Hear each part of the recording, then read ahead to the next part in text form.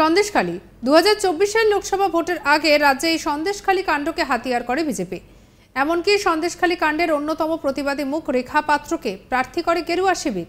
আর এরপর রেখা যদিও প্রচারে কোনো খামতি রাখেননি, কিন্তু বসিরহাট লোকসভা কেন্দ্রের তৃণমূলের প্রার্থী শেখ হাজি নুরুলের কাছে কয়েক লক্ষ ভোটে পরাজিত হন।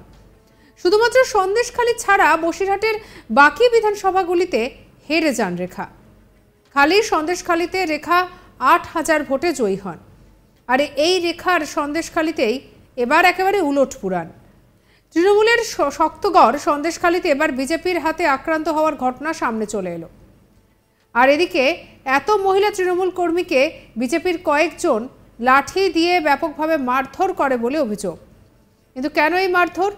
ওই মহিলা জানান যে তাকে দীর্ঘদিন ধরে তৃণমূল ছেড়ে বিজেপি করার জন্য চাপ দেওয়া হচ্ছিল, কিন্তু তিনি রাজি হননি, আর তাই জন্যই এই বিপত্তি হয়েছে। সন্দেশখালী ব্লকের খুলনা গ্রাম পঞ্চায়েতের 184 নম্বর বুথের গোলাবাড়িয়ায় ঘটনাটি ঘটেছে। আক্রান্ত তৃণমূলের মহিলা কর্মীর নাম দীপালি মণ্ডল। তৃণমূল করার অপরাধে তাকে বিজেপি আশ্রিত দুষ্কৃতীরা বাঁশ, লাঠি, শাবল দিয়ে মারধর করে বলে অভিযোগ।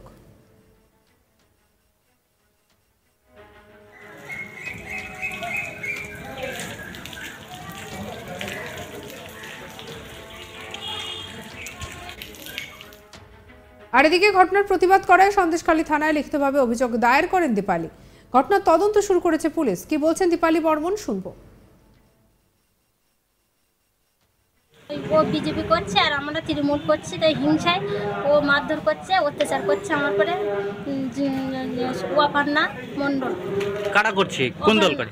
অপর্ণা জন বিজেপি। কি নাম রয়েছে? হ্যাঁ, কারা করছে?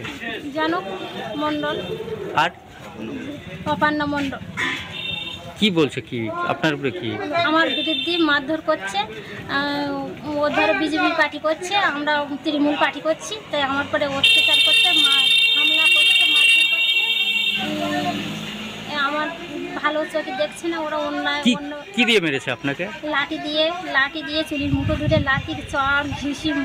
কতজন ছিল? পাঁচজন। কারা জড়িত ছিল ওখানে? হচ্ছে ওর আশেপাশে সব জড়িত লোক তারাই। আর এদিকে একজন তৃণমূল নেতা শফিকুল গাজী কি বলছেন, শুনবো। এটা একদম পরিকল্পিতভাবে হয়েছে, কারণ আজকে সকালে আমাদের আজ দুপুরে একটা তৃণমূলের পক্ষ থেকে আমাদের সমস্ত কর্মীদেরকে নিয়ে একটা খাওয়া দাওয়ার ব্যবস্থা ছিল। সকালে আনাজ কাটছিল, এমন সময় বিজেপির দুষ্কৃতীরা অপর্ণা মণ্ডল সহ আরও কয়েকজন মহিলা এবং তাদের স্বামীরা ইন্ধন দেয় এবং আমাদের দলীয় কর্মী দীপালি মণ্ডলকে বেধড়ক মারধর করে। আমরা সেই বিষয়টা নিয়ে স্থানীয় ক্যাম্পে যাই এবং সেখান থেকে সন্দেশখালী থানাতে একটা এফআইআরও করেছে সেই মহিলা। সেই বিষয়ের উপরে আমরা আশাবাদী যে প্রশাসন তা অবশ্যই খতিয়ে দেখে তার সুনির্দিষ্ট ব্যবস্থা অবশ্যই নেবে। আর এদিকে এই ঘটনা নিয়ে আমাদের কলিগ তপন মণ্ডলের কি রিপোর্ট দেখাবো।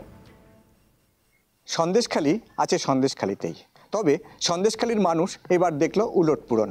তার কারণ সন্দেশখালীতে এতদিন আমরা দেখে এসেছিলাম যে বিজেপির নেতাকর্মীদের পাশাপাশি অন্যান্য এলাকার সাধারণ মানুষ তারা বারবার অভিযোগ করছিলেন যে তৃণমূল আশ্রিত দুষ্কৃতীরা বিভিন্ন সময়ে তাদের উপরে আক্রমণ করছে, এবং সেই ঘটনার পরিপ্রেক্ষিতে বিভিন্ন সময়ে সন্দেশখালীকে উত্তাল হতে দেখেছিলাম। তবে এবার নতুন ঘটনা সামনে এলো সন্দেশখালীর খুলনা এলাকার 184 নম্বর বুথে। সেখানে এলাকার এক মহিলা তিনি অভিযোগ করলেন যে তিনি তৃণমূল করেন, আর সেই অপরাধে এলাকার বিজেপি নেতাকর্মীরা তাকে বেধড়ক মারধর করেছে, এমনকি তাকে মাটিতে ফেলে লাঠি দিয়ে মারধর করা হয়েছে বলে অভিযোগ করেছেন তিনি। তাকে প্রাথমিক অবস্থায় স্থানীয় যে খুলনা গ্রামীণ হাসপাতাল আছে সেখানে চিকিৎসা করান, এবং চিকিৎসা করানোর পর কিন্তু তিনি সন্দেশখালী থানাতে গিয়ে অভিযোগ দায়ের করেছেন যে বিজেপির নেতাকর্মীরা বা বিজেপির মহিলা কর্মী সমর্থকরা তাদের উপরে আক্রমণ করেছে। সেই ঘটনার কিন্তু পুঙ্খানুপুঙ্খ বিবরণ দিয়ে সন্দেশখালী থানায় তিনি অভিযোগ দায়ের করেছেন, এবং এই অভিযোগের পরিপ্রেক্ষিতে ইতিমধ্যেই সন্দেশখালী থানার পুলিশ তারা কিন্তু তদন্ত শুরু করেছে। এটা বলা যায় যে সন্দেশখালীর মানুষ তৃণমূলের অত্যাচারে এতদিন অতিষ্ঠ হয়ে তারা রাস্তায় বেরিয়েছিলেন বা তারা পথে নেমেছিলেন এবং সন্দেশখালী উত্তাল হয়েছিল, এটা আমরা দেখেছি। তবে এবার যে এই নতুন ঘটনা সামনে এলো সে বিষয়টা কিন্তু এলাকার রাজনৈতিক মহলে বলা যায় বিরাট একটা প্রতিক্রিয়া সৃষ্টি করেছে।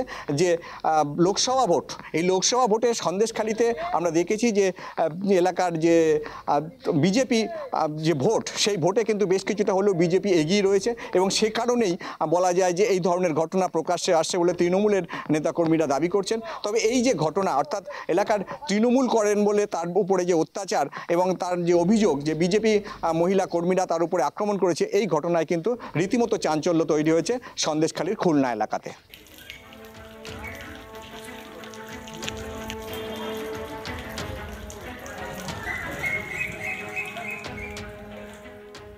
2024 লোকসভা ভোটের আগে রাজ্যে সন্দেশখালী কাণ্ডকে হাতিয়ার করে বিজেপি।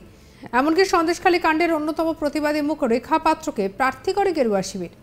আর এরপর রেখা যদিও প্রচারে কোনো খামতি রাখেননি, কিন্তু বসিরহাট লোকসভা কেন্দ্রে তৃণমূল কংগ্রেসের প্রার্থী শেখ হাজি নুরুলের কাছে কয়েক লক্ষ ভোটে পরাজিত হন তিনি।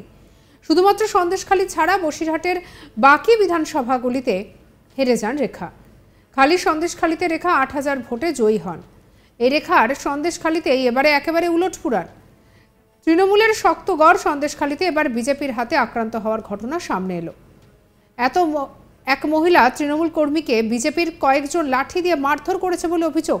কেন মারধর করা হয়েছে, কি বলছেন ওই মহিলা, শোনাবো আপনাদের। ও বিজেপি করছে আর আমরা তৃণমূল করছি, তাই হিংসায় ও মারধর করছে, অত্যাচার করছে আমার পরে। অপর্ণা মণ্ডল। কারা করছে, কোন দল করে? অপর্ণা জনক, বিজেপি। কি নাম রয়েছে? হ্যাঁ, কারা করছে?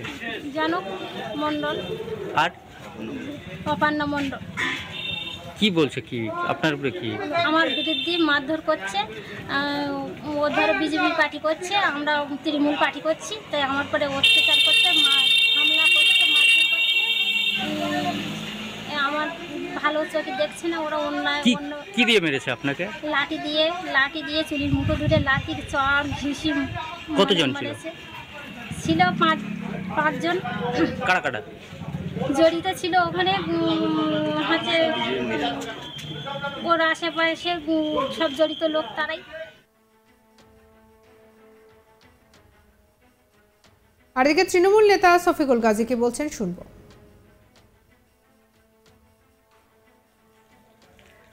এটা একদম পরিকল্পিতভাবে হয়েছে, কারণ আজকে সকালে আমাদের আজ দুপুরে একটা তৃণমূলের পক্ষ থেকে আমাদের সমস্ত কর্মীদেরকে নিয়ে একটা খাওয়া দাওয়ার ব্যবস্থা ছিল। সকালে আনাজ কাটছিল, এমন সময় বিজেপির দুষ্কৃতীরা অপর্ণা মণ্ডল সহ আরও কয়েকজন মহিলা এবং তাদের স্বামীরা ইন্ধন দেয় এবং আমাদের দলীয় কর্মী দীপালি মণ্ডলকে বেধড়ক মারধর করে। আমরা সেই বিষয়টা নিয়ে স্থানীয় সঙ্গে রাখুন আজ তাক বাংলাকে সাবস্ক্রাইব করতে ভুলবেন না।